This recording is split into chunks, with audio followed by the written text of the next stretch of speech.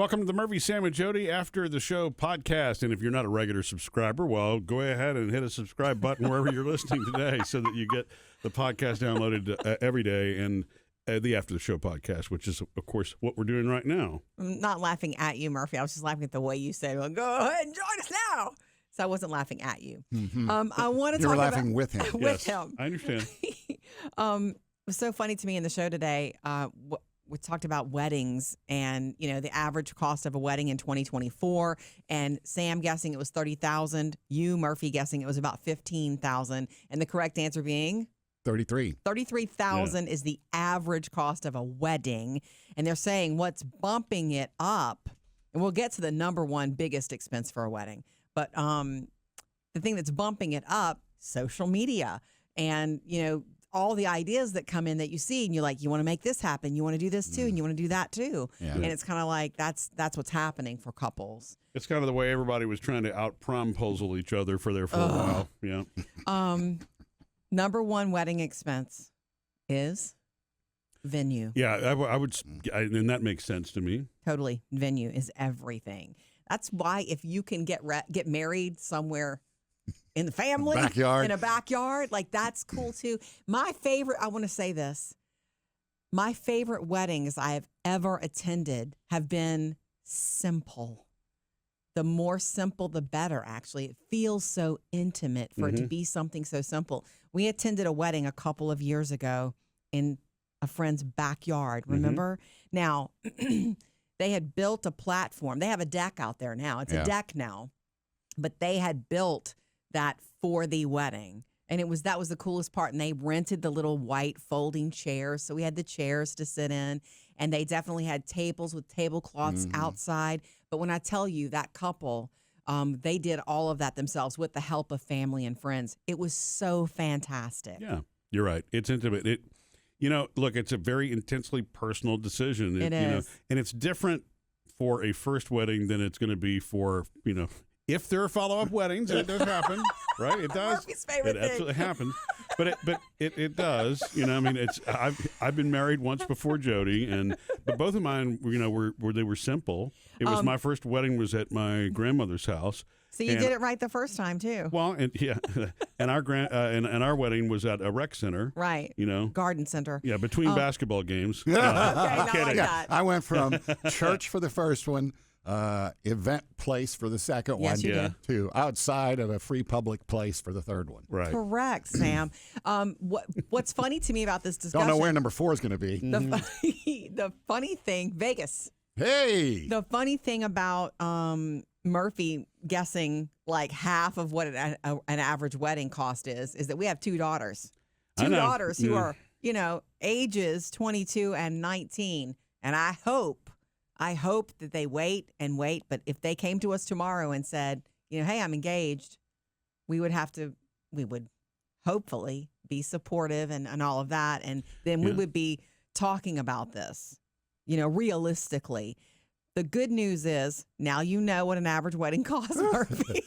The other good news is that Taylor and Phoebe both have had a good sort of education in weddings because they work at a reception place. A reception place, a catering place. But I don't know that they'd want to get married where they work. Oh, yeah. I think I would like to believe that our daughters are going to be.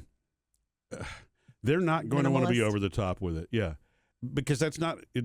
It's not who they are. It's just not who they are. Right? They're not going to want to do that. They're going to want the more casual. Here's the trick about the way what things cost. Well, remember, an average is a combination of lows and highs, right? Yes, it is. So you hear a number like that, and I can tell you, that's a number that for me. Is not really ridiculous. It's not doable. It's great if you can, and it's the way that you want to support your. If that's what your daughter wants, and you've got the means and the ability to do it, that's fantastic. There's nothing wrong with that whatsoever. But there was a former mayor who we all knew, who just in a conversation with, and this has been 20 years ago that I had the conversation with him. He was talking about his daughter getting married, and he had mentioned that he gave her an option. It's like you can have a really big wedding if that's what you want, or you can have that money for a down payment on a home so that you can actually get into. And she chose the down payment for the home. Fantastic And thing they to kept offer. the wedding simple. Yeah. And again, it's so smart. There's no wrong way to do this because it's a personal decision. If you can do it and you can spend it and you want to have a great big celebration for your wedding, go for it. There's nothing wrong with that.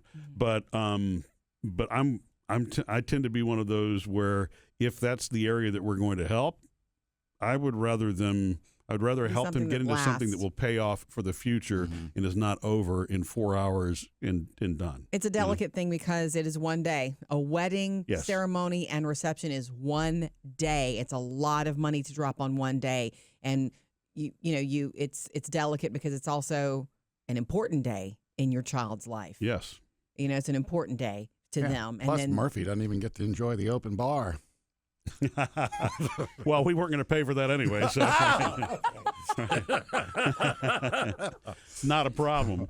Yeah, but the thing about that is, that would be, that's in most cases. So if a wedding's going to cost $30,000, unless you've actually saved up for that over the years. Oh, you're going to be taking loans and stuff. Oh, yeah, exactly. Yeah. Right. That's why I was saying you have to have the conversation. You have to be able to have an open relationship enough with your child, between whoever's paying for it and the child and the couple, rather the couple, to say, look, the reality of the situation is this is what this is going to cost. We can or cannot afford this. Yeah. Can we rework this?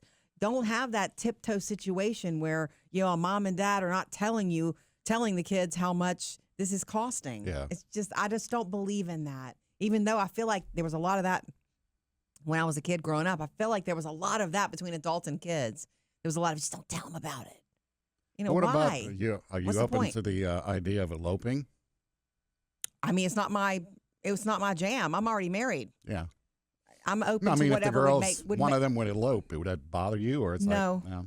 I'd want to be there. Yeah. I guess I couldn't be there for if they eloped. Right. I'd want to be there when my child got married, but at the end of the day, it's their life. Yeah.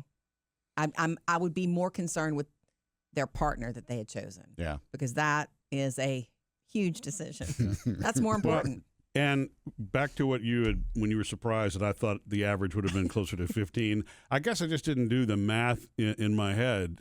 Producer Faith and I were talking about that afterwards. It's like when you start to add up what people will spend on a photographer and the venue, like you said, and the food and the DJ or band, whatever and the dress you choose. and the food. Yes. Well, food is, if you're spending, it's per person. It's like, show me your guest list, kids. Yeah. Because if your guest list is 200 people, do that math. Is it $20 a person to feed them? Because, that's when you sit down and you start picking food and your baby girl wants everybody to have crab cakes and then the price goes up per head. Yeah. That's when you need to know if people are coming or not. Yeah. That's when you'll need the RSVP list because you'll be sweating it. Yeah. Yeah. It's a very real thing. Yeah. So Jodi, you and I, we paid for our own wedding together. Mm-hmm. It's not like you would expect your parents to pay for your second wedding. Hey, we're back. Can I? Can I have another 30,000? But in my first wedding, my grandmother actually made all the food. Oh, that's so cute. It was really, it really was sweet. I was very, very, young, very, very broke. And, that's what she wanted to do. Of course, I think she loved having those kinds of things at her home. And because of the house that my grandfather had built himself, it was that very I guess then it was new, but now it's called mid-century modern, story and a half home that had cathedral-style windows at the front. And so by itself, it lent itself for gatherings and all that. Very open. Which is why they wanted that house anyway. They loved company and social. So it was just a natural thing for my grandmother to want to do that. And she was in her late 70s, by the way, when she was doing that. That's what's so cute. That's the other thing about it is you don't, any young person listening to this or anybody who's engaged or thinking about getting married, you don't have to follow society's rules of what a wedding is supposed to be. It does not have to be at some expensive venue. It does not have to have this many bridesmaids. It does not have to have blank, blank, blank, and blank. It can be anything you want it to be. It is your reading ceremony. It can be anything. One of my when you mentioned your grandmother, one of my favorite trends these days is that grandmas being like bridesmaids. I love that. That's sweet. It is That's the cute. cutest thing. Grandpa's being groomsmen. Why not? I love it. I think what you just said is by far the most important thing.